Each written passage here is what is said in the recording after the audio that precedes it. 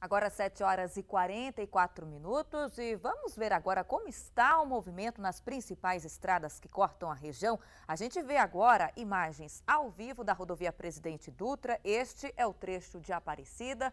O tempo colabora com o motorista, faz sol neste momento e o usuário da via encontra trânsito bom nos dois sentidos. Ainda falando da Dutra, um caminhoneiro foi preso na noite de ontem, às 10 horas da noite, no quilômetro 18, em Lavrinhas, por embriaguez ao volante. Após o teste do bafômetro, foi comprovado o álcool no sangue, o índice aí que comprovou a embriaguez. O homem foi levado à delegacia de Cruzeiro e ainda não pagou fiança, permanece preso, portanto. Falando de congestionamento, há tráfego lento na Dutra, em Guarulhos. A partir do quilômetro 226, há trânsito carregado nos dois sentidos, principalmente na chegada à capital paulista, como de costume, todas as manhãs, horário de pico, muito comum para o paulista e paulistano. E hoje, no rodízio paulistano, não circulam carros com placas de final 3 e 4. E se você vai circular por São José dos Campos e Jacareí nesta terça-feira, veja agora onde estão os radares móveis.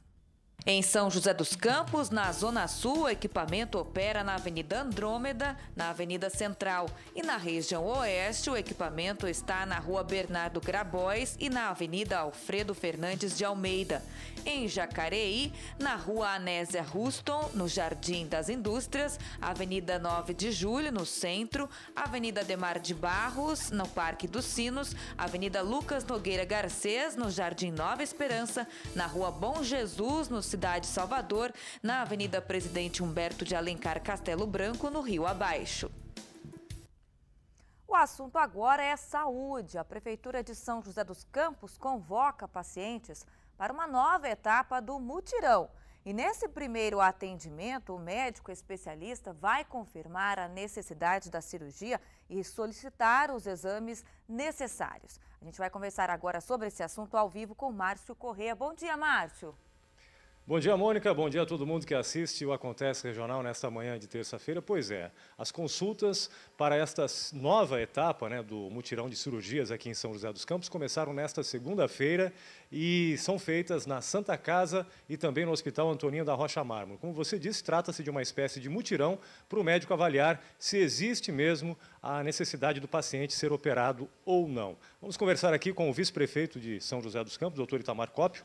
Doutor, bom dia, muito obrigado pela presença do senhor. Bom, quantas cirurgias serão realizadas e em quais especialidades? Bom, foi contratado 2.424 cirurgias. Nós vamos fazer essas cirurgias na Santa Casa, no Hospital Antoninho da Rocha Mármore, no Pio 12 e lá no GAC. E como que é feita essa convocação para as consultas pré-cirúrgicas? Vai ser feito pelo Departamento de Regulação e Controle da Secretaria de Saúde, e através de um agendamento. Esse agendamento, colocamos 14 agentes lá para poder fazer esse agendamento, mediante as vagas que os hospitais já estão nos dando. Então, a partir de segunda-feira, já começou com a Santa Casa e o Hospital Antoninho da Rocha Mármore.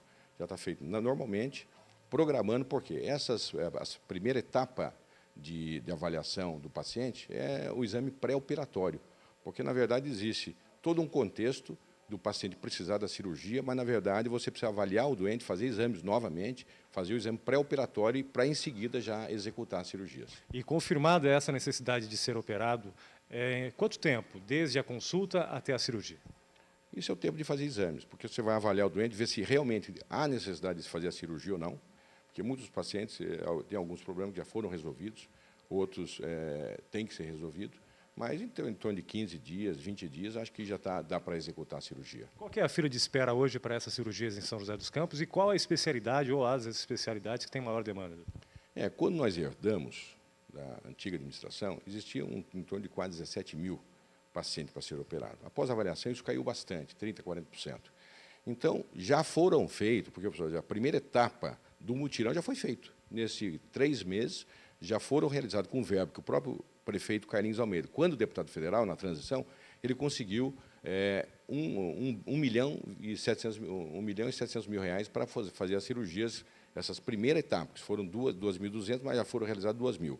Hoje nós temos mais 2.400 cirurgias pela Prefeitura, na segunda etapa, são 3,6 milhões de reais para executar.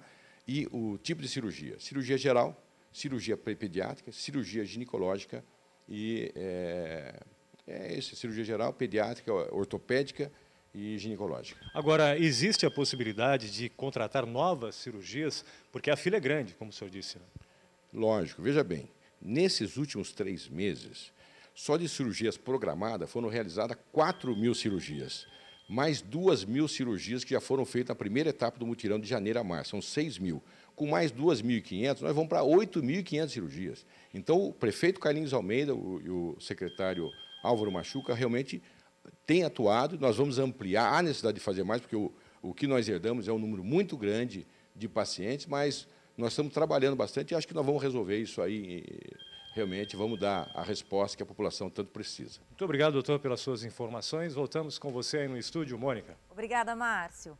E o atendimento em hospitais filantrópicos volta ao normal nesta terça-feira, mas as entidades mantêm o estado de alerta devido à crise financeira que enfrentam. Ontem, quem precisou ser atendido foi prejudicado. O dia foi marcado por protestos em todo o país. Em São José dos Campos, a Santa Casa esteve à frente do movimento. O atendimento ficou restrito apenas para emergências. Vestidos de preto, os funcionários dos hospitais filantrópicos de São José dos Campos decretaram luto à saúde.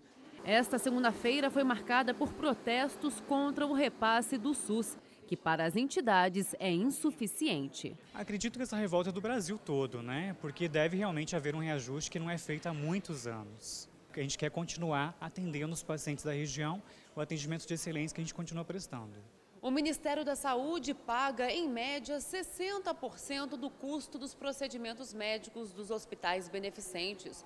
Os 40% restantes se transformam em dívidas para as entidades. Hoje, o déficit nacional chega a 14,7 bilhões de reais. O secretário da Santa Casa de São José dos Campos diz que se a tabela SUS não for reajustada, o atendimento no hospital será comprometido. Hoje, o rombo nas contas é de 30 milhões de reais. Chegou um momento que as santas casas e hospitais filantrópicos não têm mais condições de crédito, entendeu? Não tem mais condições, estão com um endividamento altíssimo, já não conseguem mais crédito.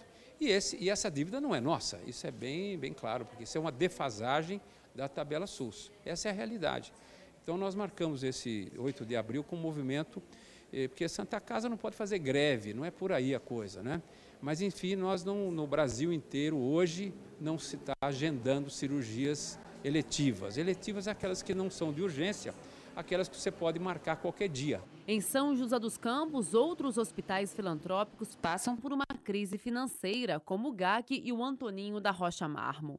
Representantes dos hospitais se reuniram com a frente parlamentar para pedir aos políticos o reajuste da tabela SUS. Nós acreditamos que agora é uma força política na nossa região para que a gente possa aderir a esse movimento, porque o reajuste que nós tivemos ao longo desses 10 anos foi pontual, em torno de 58%. Para você ter uma ideia, só a parte de recursos humanos, de RH, nós tivemos 912% de reajuste. Então, não é possível a gente ter a parte de medicamento, a parte de recursos humanos, aumentando em cerca de 900% e nós recebemos um reajuste de 58%. A frente parlamentar tenta recolher 1,5 milhão de assinaturas para apresentar um projeto de lei no Congresso Nacional para pedir aumento da verba na área da saúde. Todas as pessoas de boa vontade ajudar nessa coleta, é um gesto concreto, essa coleta de assinatura, fazendo com que o governo federal se comprometa com 10% do orçamento bruto da União para a saúde. Isso é extremamente importante. É um grito de socorro.